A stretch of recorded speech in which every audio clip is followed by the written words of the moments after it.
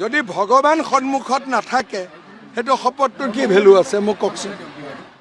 কি আজব বুদ্ধি উলিয়াই কেমেৰাত শপত হ'ব। ইয়াতে তেওঁ কেমেৰা ধৰিব, তাতে মই ধৰিম। আপোনালোক ইয়াত টিভি কৰিব, তেওঁ তাতে টিভি কৰিব।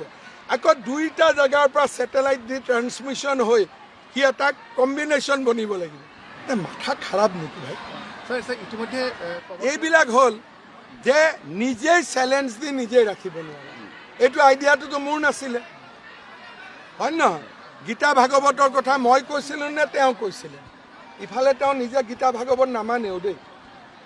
তেওঁৰ ল'ৰা ছোৱালী কি ধৰ্মত আছে আপোনালোকেও জানে, মই একো নকওঁ। সেইকাৰণে মই গৌৰৱ গগৈক কৈছোঁ যে ভগৱানৰ সন্মুখত অসমত মহাপুৰুষ শ্ৰীমন্ত শংকৰদেৱৰ জন্মভূমিতকৈ প্ৰভাৱী স্থান ক'তো নাই।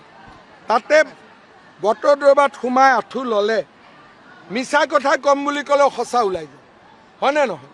সেইকাৰণে তেওঁ আহক বটদ্ৰৱাত। 1 ঘণ্টা 1.5 ঘণ্টাত একো নাযায়, আকাশ পাতাল একো সলনি নহয়। কেমেৰাত শপত খোৱা ইমান হাইটেক টেকন'লজিকেল কামটো মই কৰিব নোৱাৰোঁ। যদি ভগৱান সন্মুখত নাথাকে সেইটো শপতটোৰ কি ভেলু আছে মোক কওকচোন। কি আজব বুদ্ধি উলিয়াই কেমেৰাত শপত হ'ব। ইয়াতে তেওঁ কেমেৰা ধৰিব, তাতে মই ধৰিম। আপোনালোক ইয়াত টিভি কৰিব, তেওঁ তাতে টিভি কৰিব। আকৌ দুইটা জেগাৰ পৰা ছেটেলাইট দি ট্ৰেন্সমিশ্যন হৈ সি এটা কম্বিনেশ্যন বনিব লাগিব। মাথা খাৰাপ নেকি ভাই? ইতিমধ্যে এইবিলাক হ'ল যে নিজেই চেলেঞ্জ দি নিজেই ৰাখিব নোৱাৰে। এইটো আইডিয়াটোতো মোৰ নাছিলে, হয় নহয়?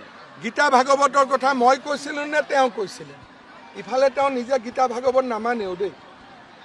তেওঁৰ ল'ৰা ছোৱালী কি ধৰ্মত আছে আপোনালোকেও জানে, মই একো নকওঁ।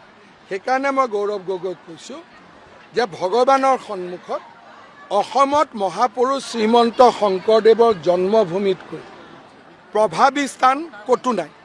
তাতে বটদ্ৰৱাত সোমাই আঁঠু ল'লে মিছা কথা কম বুলি ক'লেও সঁচা ওলাই যায়, হয়নে নহয়? সেইকাৰণে তেওঁ আহক বটদ্ৰৱাত। 1 ঘণ্টা 1.5 ঘণ্টাত একো নাযায়, আকাশ পাতাল একো সলনি নহয়।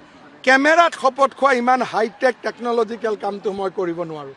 যদি ভগৱান সন্মুখত নাথাকে সেইটো শপতটোৰ কি ভেলু আছে মোক কওকচোন। কি আজব বুদ্ধি উলিয়াই কেমেৰাত শপত হ'ব। ইয়াতে তেওঁ কেমেৰা ধৰিব, তাতে মই ধৰিম। আপোনালোক ইয়াত টিভি কৰিব, তেওঁ তাতে টিভি কৰিব।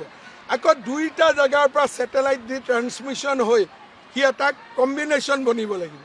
মাথা খাৰাপ নেকি ভাই? ইতিমধ্যে এইবিলাক হ'ল যে নিজেই চেলেঞ্জ দি নিজেই ৰাখিব নোৱাৰে। এইটো আইডিয়াটোতো মোৰ নাছিলে, হয় নহয়? গীতা ভাগৱতৰ কথা মই কৈছিলোঁ নে তেওঁ কৈছিলে? ইফালে তেওঁ নিজে গীতা ভাগৱত নামানেও দেই। তেওঁৰ ল'ৰা ছোৱালী কি ধৰ্মত আছে আপোনালোকেও জানে, মই একো নকওঁ। সেইকাৰণে মই গৌৰৱ গগৈক কৈছোঁ যে ভগৱানৰ সন্মুখত অসমত মহাপুৰুষ শ্ৰীমন্ত শংকৰদেৱৰ জন্মভূমিতকৈ প্ৰভাৱী স্থান ক'তো নাই। তাতে বটদ্ৰৱাত সোমাই আঁঠু ল'লে মিছা কথা কম বুলি ক'লেও সঁচা ওলাই যায়।